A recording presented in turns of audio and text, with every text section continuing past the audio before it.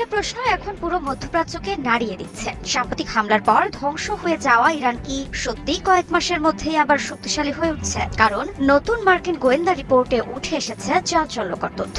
Iran নাকি শুধু ঘুরে দাঁড়ায়নি, বরং দ্রুত গতিতে আবার ড্রোন ও ক্ষেপণাস্ত্র সক্ষমতা গড়ে তুলছে। যুক্তরাষ্ট্রের গোয়েন্দা সূত্র অনুযায়ী সাম্প্রতিক সংঘাত ও যুদ্ধবিরতির পরও ইরান তার সামরিক সক্ষমতা পুনর্গঠনে আশাতীত অগ্রগতি দেখিয়েছে। গত এপ্রিল থেকে শুরু হওয়া যুদ্ধবিরতির সময়ে ইরান নাকি ক্ষতিগ্রস্ত ড্রোন ও ক্ষেপণাস্ত্র উৎপাদন ব্যবস্থা আবার চালু করতে শুরু করেছে। ওই গোয়েন্দা রিপোর্টের তথ্য অনুযায়ী আগের হামলায় ক্ষেপণাস্ত্র ঘাঁটি, উৎক্ষেপণ ব্যবস্থা ও কিছু অস্ত্র কারখানা ক্ষতিগ্রস্ত হলেও এখন সেগুলোর বড় অংশ আবার সক্রিয় হচ্ছে। মার্কিন গোয়েন্দা মূল্যায়ন অনুযায়ী ইরানের ড্রোন সক্ষমতা আগামী 6 মাসের মধ্যেই প্রায় সম্পূর্ণভাবে ফিরে আসতে পারে।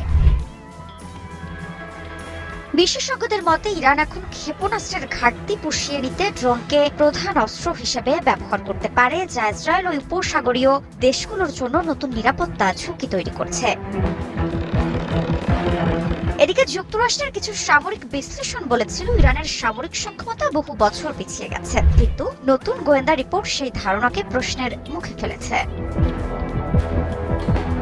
যদিও এই পরিস্থিতিতে যুক্তরাষ্ট্র বলছে তারা যে কোনো সময় এবং যে কোনো স্থানে অভিযান চালাতে প্রস্তুত। অন্যদিকে অভিযোগ উঠেছে ইরানের পুনর্গঠনে রাশিয়া ও চীনের ভূমিকা থাকতে পারে, যদিও চীন এই দাবি সম্পূর্ণ অস্বীকার করেছে। সব মিলিয়ে মধ্যপ্রাচ্যে আবারও উত্তেজনা বাড়ছে এবং নতুন করে সংঘাতের আশঙ্কাও উড়িয়ে দেওয়া যাচ্ছে না।